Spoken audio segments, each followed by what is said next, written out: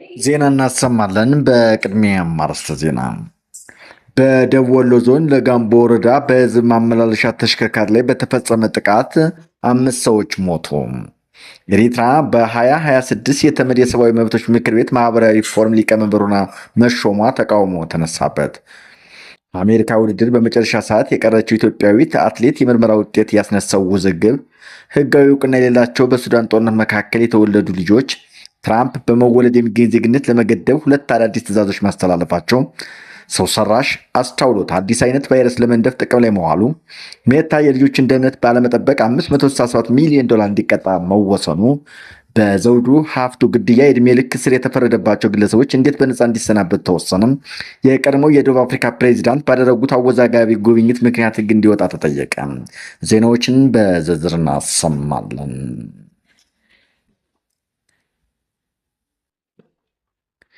ኤሪትራ የ2026 የተመድ የሰብአዊ መብቶች ምክር ቤት ማህበራዊ ፎረም ሊቀመንበር ሆና መሾሟ ተቃውሞ ተነሳባት።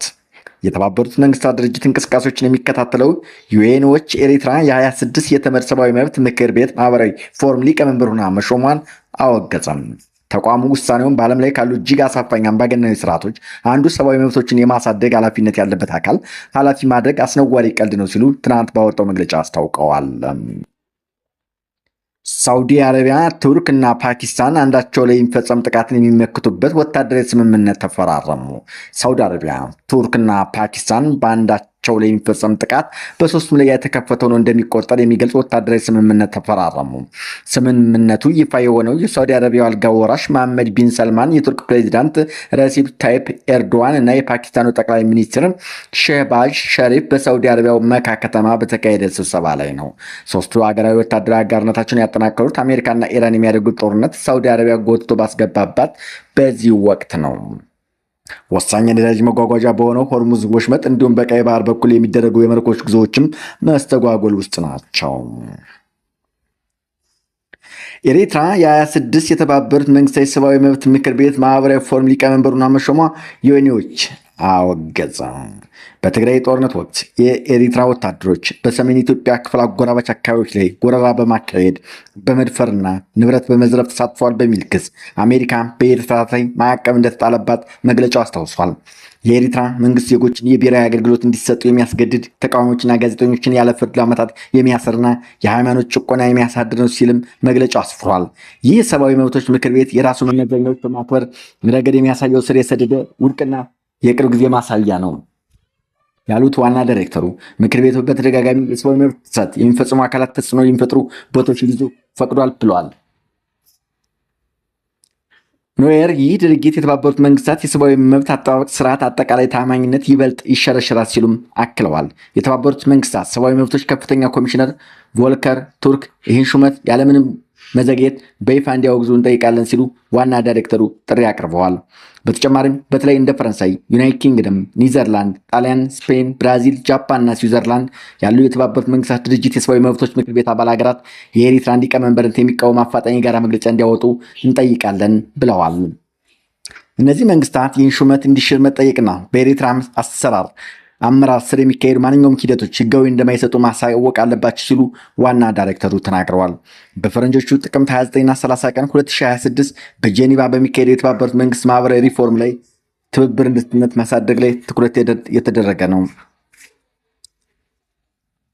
በኮንጎ በኢቦላ ቫይረስ መያዛቸው የተረጋገጠ ሰዎች ቁጥር ከ4000 በላይ መሆኑ ተገለጸ።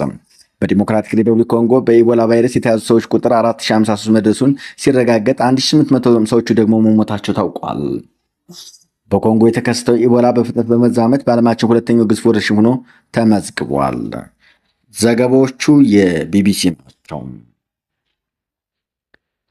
በደቡብ ወሎ ዞን ለጋምቦ ወረዳ በህዝብ ማመላለሻ ተሽከርካሪ ላይ በተፈጸመ ጥቃት 5 ሰዎች ሞቱ።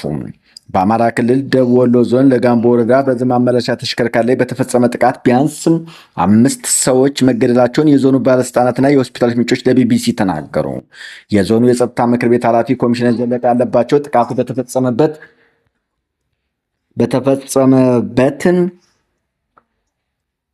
ለደህንነታቸው ሲባል ስማቸው እንዳይጠቀስ የጠየቁ የቀስታ ሆስፒታል ባልደረባ በበኩላቸው ወደ ሕክምና ተቋማት ጉዳት ደርሶባቸው ከመጡ 5 ሰዎች በተጨማሪ አንድ ግለሰብ ህይወቱ አልፎ መድረሱን ተናግረዋል። ኮሚሽነሩ ጽንፈኛ ሲሉ የጠሯቸው በአካባቢው የሚንቀሳቀሱ የፋኖ ታጣቂዎች በንጹሐን ላይ ጥቃት ፈጽመዋል ሲሉ ወንጭለዋል።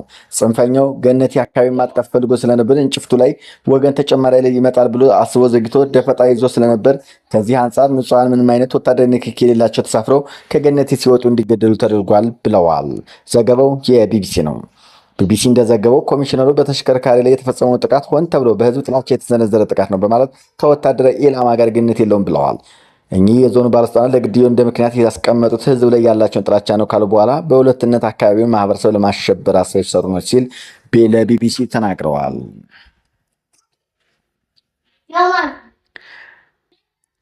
ከአሜሪካ ድርድር በመጨረሻው ሰዓት የቀረችው ኢትዮጵያ አትሌት ምርመራ ውጤት ያስነሳው ውዝግብ።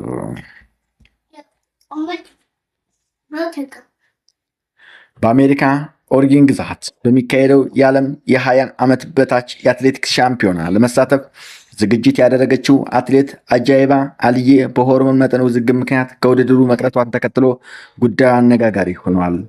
አትሌቷ ከውድድሩ ለመቅረት የኢትዮጵያን አትሌቲክስ ፌዴሬሽን ግልጽነት የጎደለው አካሄድን በምክንያትነት ስትጠይቅ፣ ፌዴሬሽኑ ግን በውሳኔው ከዓለም አትሌቲክስ በመጣ የምርመራ ውጤት ላይ የተመሰረተ ነው ብለዋል። ከሐምሌ 29 እስከ ነሐሴ 30 ቀን 2010 በሚካሄደው የዓለም ከ20 ዓመት በታች የአትሌቲክስ ሻምፒዮን ለመሳተፍ 16 አትሌቶች ወደ አሜሪካ ያቀኑ ሲሆን 7 አትሌቶች በተለያዩ ምክንያቶች መጓዝ አለመቻላቸው ተገልጿል። ዜናዎቹ የቢቢሲ ናቸው። ላይክ ሼር እያደረጋችሁ ስለምትከታተሉ እናመሰግናለን። ክቡራትና ክቡራን እንደነበረን ቆይታ እናመሰግናለን።